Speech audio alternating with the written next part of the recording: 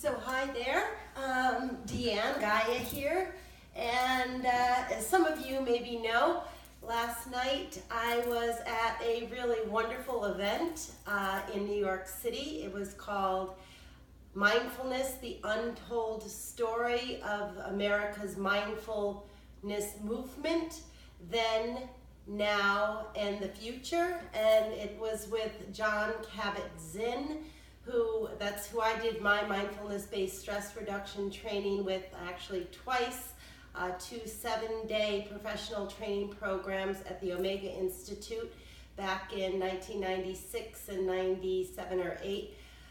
Anyway, I just love Jon. And Daniel Goldman was another one of the speakers. He is the author of Emotional Intelligence and also the author of Focus. And they were accompanied by another man named Richard Davidson. And together, Daniel Goldman and Richard Davidson have just published this book called Altered Traits: Science Reveals How Meditation Changes Your Mind, Your Brain, and Your Body. And so that's what the evening was all about, kind of saying what it was like in the 70s when they first met, through the 80s, 90s, and now into the 21st century. And one thing that I really, I'm trying to figure out what I wanted to share with you all. And I guess the first point is that my brand, Gaia Fit, is all about resilience.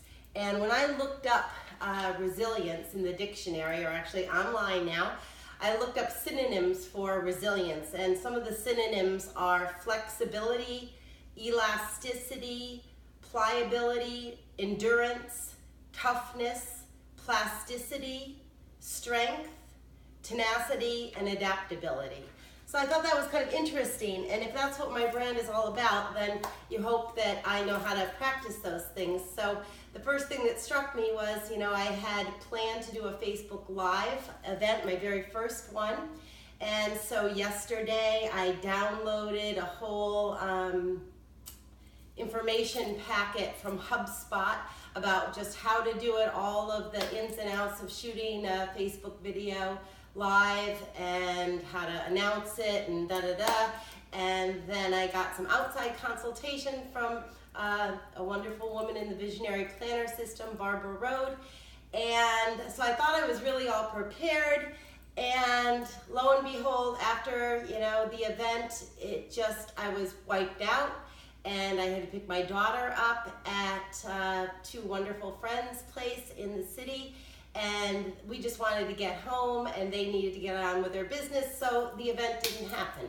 So here I am today, doing it, not live, but doing a video.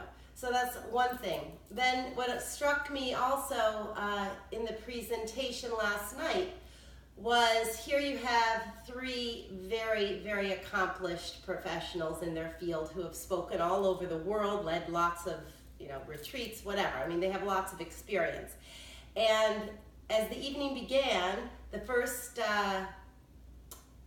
matter that came up was incredible technical difficulties.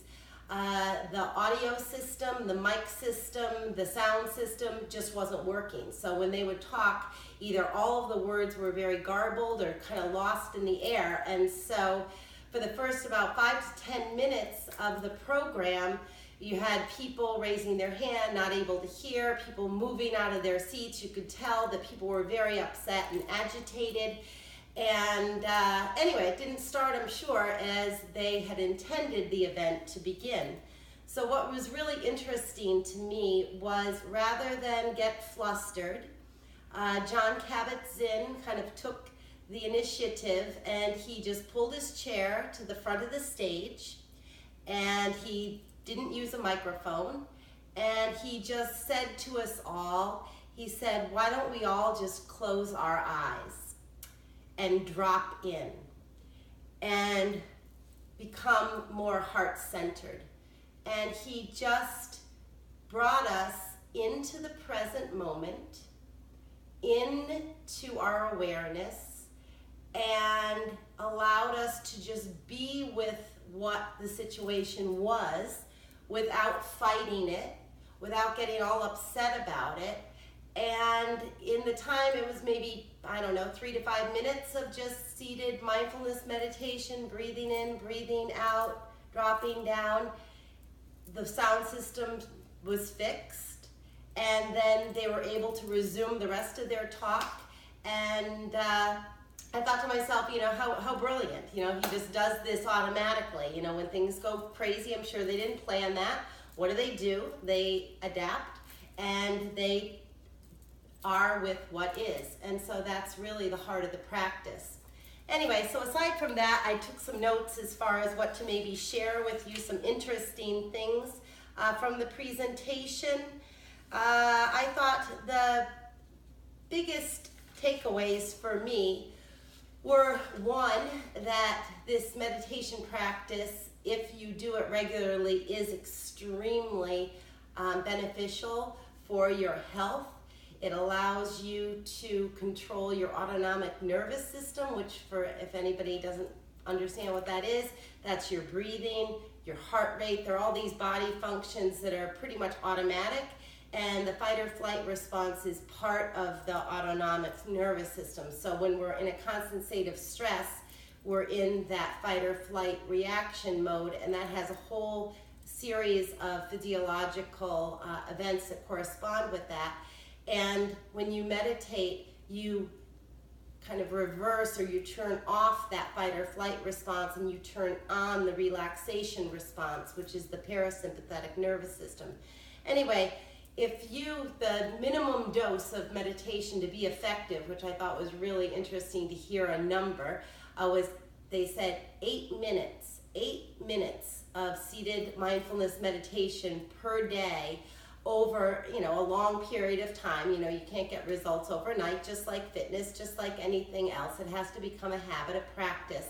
But if you do it, it does have very concrete results as far as lowering your blood pressure. It actually changes brain waves. They see increase in gamma and alpha brain waves. Respiration goes down. But also, you're able to gain more control over your responses and your awareness by learning how to go within and drop in or drop down. You're able to be with everything that is, and sometimes if you can be with things, it makes it much easier to move through it, because you notice how your feelings or your sensations, they're not static. They kind of ebb and they flow and they change. It's kind of looking at a kaleidoscope maybe. And one thing which Jon mentioned again, which I had heard before, but if you could imagine your mind like a house with a door, and your emotions, your feelings, your thoughts, your sensations being guests that come and knock at the door of your house, and can you invite each and every one of those guests into your house, sit with them, but then send them off on their way saying thank you very much, and you have the information, you can move along. So I really liked that metaphor. Let's see, some other things they shared was neuroplasticity, which means that none of us are set in stone. Nothing about us. Our DNA is constantly changing. That means every cell in our body is constantly changing. Brain cells, central nervous system cells, muscle cells, you name it, all changeable. So any moment, any day, any hour you decide you want to change your life, change your way of being, the power is in your hands. So I think that's a good message for a lot of us. And also, meditation is something which is pretty much accessible to anyone. If you can breathe, you can learn how to do mindfulness meditation. What else was interesting to share? I think that was really, in a nutshell, what I gathered from it. I guess the last piece maybe that I would share was that they were talking about an interview that Daniel Goleman did with the Dalai Lama, and he really embodies these practices, and he's kind of an Olympic athlete as far as meditation goes. And they asked him, what makes you happy? and he just smiled and he clapped his hands. And that gesture was saying what makes him happy is being present, being in the present moment, here and now and nowhere else. So with that, I hope I shared some information that was interesting to you. And if you'd like to hear more, you can maybe follow me on Instagram, Twitter. I'm also going to be doing a YouTube channel eventually and offering some programs. So namaste, have a great day.